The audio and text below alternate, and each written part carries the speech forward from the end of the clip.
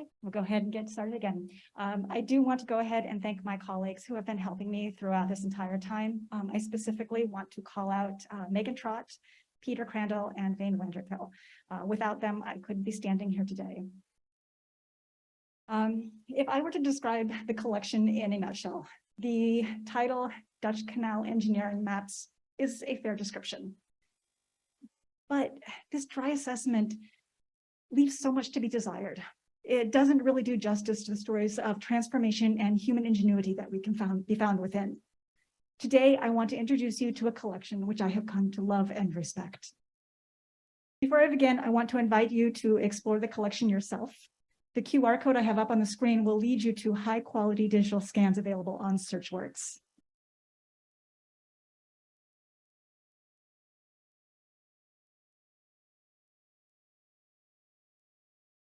Although the collection was purchased by Stanford Library over a century ago, for many years it remained inaccessible, locked away and lost amongst the stacks. My plan today is to briefly explore the history of the collection, how we came to work on this project, and how it came to Stanford. Then I will introduce the Conrads, and finally we'll take a look at one of my favorite stories from the collection, the draining of the Haarlemmer Meer. Finally, we'll be concluding thoughts and hopefully answering any questions you might have. The story of the collection itself is a fascinating one, and one which we have pieced together while working on the collection. Although it was purchased in the early 1900s, much of its history remains murky. Additionally, while the project I am working on is focusing on the cartographic materials specifically, these represent only a small part of the collection. Exact information of the original size of the purchase by Stanford is not known. We are currently working on 2,500 sheets that we are cataloging. This, however, is only part of it at an earlier date. The special collections cataloged about 1,200 books and pamphlets, and even then we're still finding more. In addition, the original library would have been larger than this because of communications with the Netherlands. We know that not everything came to Stanford. His library must have just been staggering. Our story for the collection's life here at Stanford begins on August 12th, 1902, when John Frederick William Conrad, the collection's namesake, died in The Hague. On June 10th, 1903, the bookseller Niehoff sent a letter to Stanford University outlining the transfer of the so-called Conrad Library, Dutch Waterways, etc. These are his words, in 10 boxes, with possibly more to come. His letter, while only 4 pages in length, only briefly outlines the materials of being shipped. Other correspondence from this time have not been discovered. I would love to know what the initial discussions were like. Exact dates at this point are hard to come by, but we know that the materials were stored as part of the Hopkins Transportation Library at Stanford, at least until its closure into the 1960s. At this point, we can only assume they were sent to an auxiliary library. Although there is a brief mention of the collection in '84, it wasn't until 2018 that the uncatalogued cartographic materials were rescued and brought to Brenner Earth Sciences Library. And thanks to the work of Mike Keller, Julie Sweetkind-Singer, and Andrea Olson, the project to bring this collection to life began.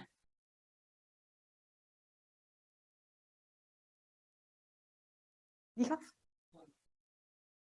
He had none. That's the interesting part, as far as I can tell. I have found no connection between him and Stanford's. He was a prolific writer and he did a lot of, and we can definitely find communications with him and writings of him in the US, but yeah.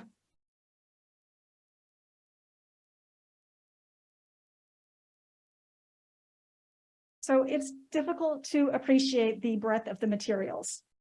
Engineering projects on canals, bridges, surveys and polder maps. We have seat of war maps, railroad plans, emerging technologies and coastal erosions. There's something for everyone. I put together this slide to give a brief taste of what working with this collection is like. Depending upon your day, it is either terrifying or enthralling. Either way, there is never a dull moment. Amongst the letters, maps, and diagrams of the collection, we have found copper engravings, manuscripts, lithographs, and blueprints. Overall, most of the materials date from the 1600s to about 1900, and not surprisingly, most of it is focused on the Netherlands. However, we have materials that cover the Americas, Egypt, and Germany, all over the place. Additionally, while most of it is in Dutch, there are many other languages represented as well. We have Latin and French that you can go ahead and find within the collection. If a hydraulic engineer in the 19th century would have been interested in this topic, it's probably covered somewhere. One of the first lessons that we learned when cataloging this collection is that it represents not a single man's legacy, but rather an entire family of engineers. To explore the collection is to discover the history of the Conrads, and it's impossible to separate those two. While many of the family members were active engineers at the time, I'm only going to talk about 3 of them as they most frequently come up in the collection. First, we have Frederick W Conrad. He was the grandfather of our namesake and born in Delft in 1769. He was sadly orphaned, but after completing his education, began working as a hydraulic engineer. During the course of his career, he caught the attention of Christian Brunings, who was an influential engineer in the Netherlands. Eventually, Conrad became the Dutch Inspector General at the age of 37, which was an impressive accomplishment, although he did die a year later. During the course of his life, he was active in engineering projects and mapping across the Netherlands, along with publishing writings. But we are map people, and to best appreciate a cartographer, we need to see his work. Here we have a delightful hand-drawn map showing the port of Delfshaven and the surrounding area near Rotterdam. In the lower right-hand corner, you can actually see that it was signed by F.W. Conrad, 1784. I didn't quite make the connection at first, but if the math is right, it would make him 15 years old when he made this and still working on his education. It's impressive. It can be difficult to see some of the details. As such, I put a close-up of the corner here so you can see the key with the coat of arms of what I believe is Delft and those gorgeous lions. And in the center of the map, you can see a shipyard with a ship still under construction flying a Dutch flag. The color and artistry of this map is impressive, and some of the more detailed of his work. One of the interesting things is sometimes when the cartographers we see a lot of work where they will go through and copy older maps. I don't know for sure if this is one that he copied during his education or if it is original. I'm still in the process of researching this right now, but it is beautiful work either way. One of his sons that I will talk about was Frederick W Conrad, also F.W. Conrad. He was the uncle of J.F.W. Conrad and worked as a hydraulic engineer and a railway engineer. He has an impressive list of credentials. He was the co-founder of the Royal Institute of Engineers, president of the first telegraph company, active in the Suez Canal, and his writings are all over the place, everything from railways to pneumatic sewer systems, which is one of the more interesting ones that I came across. One of my favorite stories from the collection comes when Conrad was working for the Holland Iron Railway Company. He was in the process of laying down a track from Amsterdam to Rotterdam in the 1840s. And near the city of Delft, he ran across a small problem where a family refused to sell the land for the track. This went on for several years. And then eventually, Conrad simply went around the problem. The railway, they tested it for several days, and the railway did open up for business. Incidentally, the family gave the land for free, and the track was straightened. Finally, we have Jean Frederick William Conrad, the library whose library we're looking at today. Like his predecessors, he was a Dutch engineer. He worked as chief inspector, politician, and like his uncle, served on the committee for the Suez Canal. Honestly, the litany of his work would keep us here all day, and unsurprisingly, he is very active within the collection. This map was made by Conrad. It's from or after 1866. It shows Den Helder, and the surrounding area is the North Sea. We are specifically in North Holland.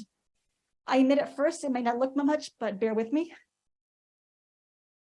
So within the title, we discover that the red indicates the topography as was surveyed in 1571 and 1702. This then is overlaid in black for the black ink, which is 1866 survey, excuse me. History has been layered and peeled back for us by Conrad on a single map. I think the use of lithography rather than copper engraving allowed him to pull this off particularly well. Much of the collection falls within that time period where we're moving from copper engravings to lithographs, and it is fascinating to see which method a cartographer chooses to use. Back to the map. The 1866 survey shows us what the coastline looked like, and it was far more inland. And if you see this arrow, you can see how much the coastline changed. Additionally, the two boxes, you can see were villages that eventually disappeared by 1866. This always reminds me of the modern tools that we use today. For example, if we georeference this historic map and then pulled back the opacity, we also could track the changes over time. If we take a look at the 1866 coastline, it hasn't changed nearly as much as what it did when Conrad showed us that. I want to call out one last detail. In the upper left, we have an older sailing ship in red ink. And then over here, we can see steamships that are in black ink. Technology is ever advancing. Like the topographic changes Conrad showed us earlier, history is layered for us to view. This layering of history and the importance of land management are themes that come up throughout the collection. However, I particularly appreciated the use of color and imagery on Conrad's map.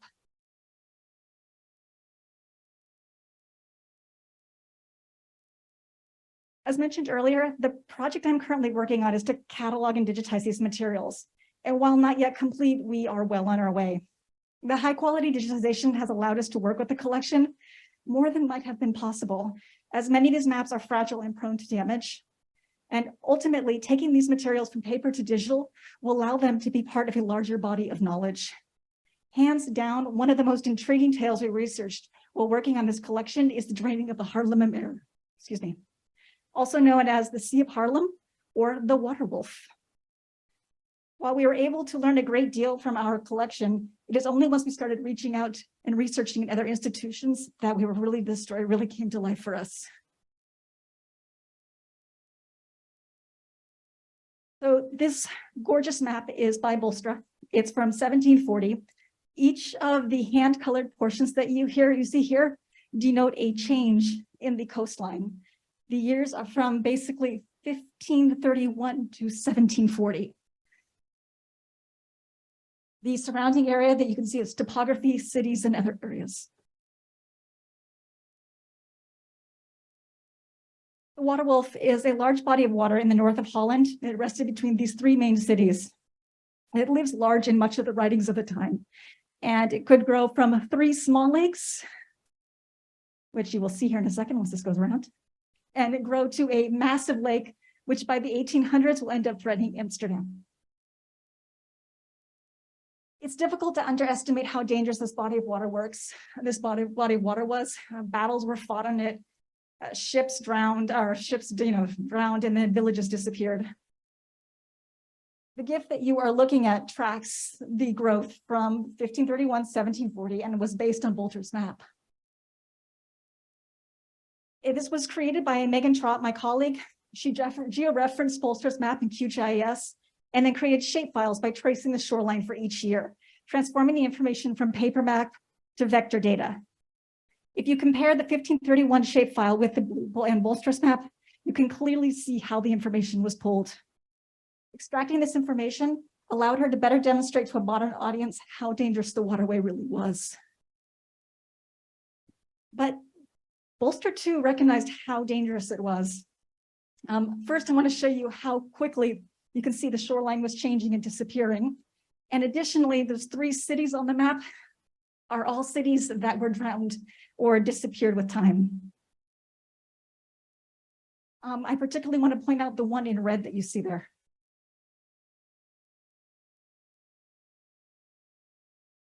So while cataloging, we discovered this survey map from 1686, which is on vellum, some form of animal skin. It shows the shoreline that we were just looking at, and specifically it notes a village there in the red box, which is Nieuwerkerk. And this is, on this one, The town only consists of a few villages, and we didn't think of it as much until we started doing more research in some of the archives over in the Netherlands. And we actually discovered surveys from a couple of years earlier, which shows the town being much larger and the land extending further out. And then we found surveys where it disappeared. And it was only when we were able to do this research that we were unable to understand how you could see the movement of the land so easily with these and where this placed in it. This map hasn't been digitized, so this is not the best of images. But first, I thought it was a lovely map, and I wanted to show it to you.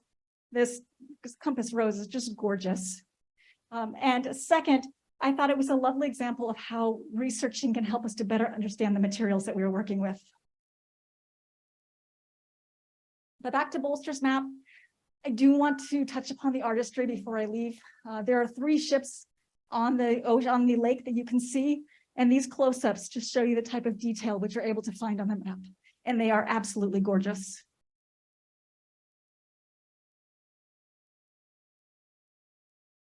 The lake has continued to be an ever-present danger, and there were many plans throughout the years to go ahead and drain it.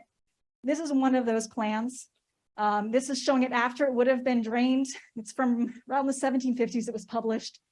This particular plan, I don't think you can see it there in that detail. So it called for windmills. Lots and lots of windmills all around the edge of the Haarlemmermeer. In fact, you can see them there. I've outlined them even. It was an interesting plan. There were numerous ones like this over the years. However, it wouldn't be until the 1840s that the lake was actually drained. On this 1884 map, you can actually see that it has ceased to exist. And it was actually the 3 pumping stations that were powered by steam that eventually made this possible. It took several years to go ahead and to finally get rid of all of the water. And today, it doesn't look like it was there anymore. I find this history to be absolutely fascinating. Eventually, it's impossible to look at maps of the Netherlands and not start searching out for this lake.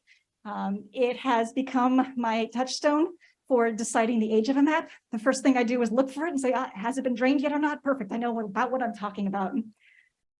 This story of triumph and tragedy, of engineering marvels and land management. And it is just one of many stories that we have found hidden within this collection.